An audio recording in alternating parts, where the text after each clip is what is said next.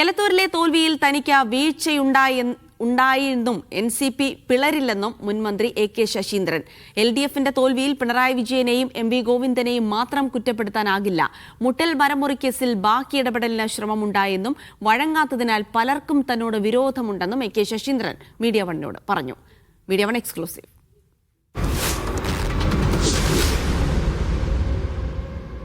നമുക്കൊപ്പം മുൻമന്ത്രി AK ശശീന്ദ്രൻ ചേരുകയാണ്. LDFന് വലിയ തിരിച്ചടിയാണ് ഉണ്ടായിട്ടുള്ളത്. NCPയും ഉണ്ടായിരുന്ന 2 സീറ്റ് പോലും നഷ്ടമായി, എലത്തൂർ ഉൾപ്പെടെ. ഇങ്ങനെയാണ് പാർട്ടി തോൽവി വിലയിരുത്തുന്നത്. കേരളത്തിൽ കഴിഞ്ഞ നിയമസഭാ തെരഞ്ഞെടുപ്പിൽ കനത്ത തിരിച്ചടിയാണ് ഇടതുപക്ഷ ജനാധിപത്യ മുന്നണിക്ക് ഉണ്ടായിട്ടുള്ളത്. മുന്നണിയിലെ ഘടകകക്ഷികളും ഓരോന്നോരോന്നായി അത്തരമൊരു പരാജയം എങ്ങനെയുണ്ടായി എന്നതിനെക്കുറിച്ചൊരു ധാരണ ഇല്ലാതെ പോയത് എന്തുകൊണ്ട് എന്നത് സംബന്ധിച്ചും വീഴ്ചകൾ സംബന്ധിച്ചുള്ള ചർച്ചകളും നടന്നുകൊണ്ടിരിക്കുകയാണ്. അതിൽ പ്രധാനമായും CPIMനാണ് നിർണായകമായ പങ്ക് വഹിക്കാൻ കഴിയുക.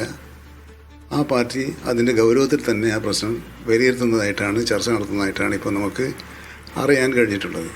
MV ഗോവിന്ദൻ്റെയോ പിണറായി വിജയൻ്റെയോ പരാജയമായിട്ടാണോ ഇതിനെ കാണുന്നത്?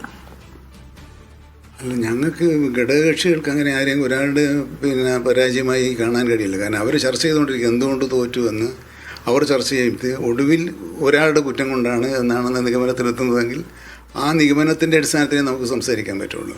ഇപ്പോൾ എൻ്റെ ഒരു പോരായ്മ കൊണ്ടാണ് ഈ തിരഞ്ഞെടുപ്പിൽ തോറ്റതെങ്കിൽ ആ പോരായ്മ നേരത്തെ കണ്ടെത്താൻ പാർട്ടി സംസ്ഥാന ഘടകത്തിനും അഖിലേന്ത്യാ ഘടകത്തിനും എന്തുകൊണ്ട് കഴിയാതെ പോയി എന്നതല്ലേ പ്രശ്നം. അപ്പോൾ ആ കഴിഞ്ഞിരുന്നെങ്കിൽ ചിലപ്പോൾ തീരുമാനം ഇങ്ങനെയാകുമായിരുന്നില്ലല്ലോ.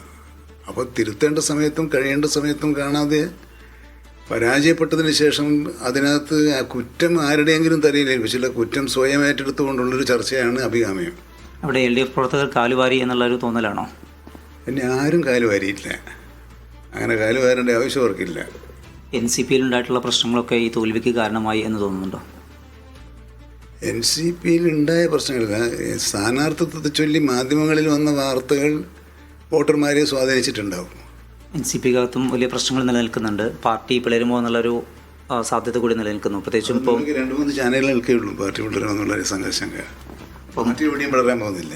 ഈ ഒരു ഇടവേളയ്ക്ക് ശേഷം വീണ്ടും മുട്ടിൽ മരമുറി കേസ് സജീവമാകുകയാണ്. അതിനകത്ത് ബാഹ്യ ഇടപെടൽ ഉണ്ടായി എന്നുള്ള ആക്ഷേപം കൂടി വരുന്നുണ്ട്. അത് അന്വേഷിക്കുന്നവർ അന്വേഷിക്കട്ടെ. ബാഹ്യ ഇടപെടലുണ്ടെന്ന് പറഞ്ഞാൽ അവൻ്റെ ബാഹ്യ ഇടപെടൽ എന്നോടുള്ള വിരോധം അതാണല്ലോ. ഞാനതിന് വഴങ്ങിയില്ല എന്നുള്ളതാണല്ലോ എന്നോടുള്ള, നിങ്ങൾക്കറിയാവുന്നതല്ലേ. അതുമായി ബന്ധപ്പെട്ട ഒരു ചെറിയൊരു ഗ്രൂപ്പ് മാധ്യമലോകത്തുണ്ട്. അവർക്കൊക്കെ എന്നോട് കാണാൻ പറ്റാത്ത വിധത്തിൽ ഒരു വേറൊരു മുഖത്തോടുകൂടി എന്നെ കാണുന്നതിൻ്റെ ഒരു പശ്ചാത്തലം.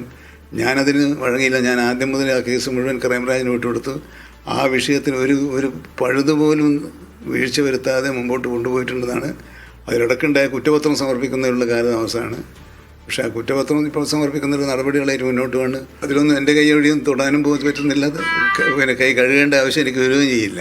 പദവികൾക്ക് വേണ്ടിയും സ്ഥാനങ്ങൾക്ക് വേണ്ടിയും ആരുമായും കലഹിക്കാൻ താനില്ല. പാർട്ടി ഏൽപ്പിക്കുന്ന ഉത്തരവാദിത്തങ്ങൾ കൃത്യമായി നിറവേറ്റിക്കൊണ്ട് മുന്നോട്ട് പോകും. അതാണ് AKSന് ഇതുമായി ബന്ധപ്പെട്ട് പറയാനുള്ളത്.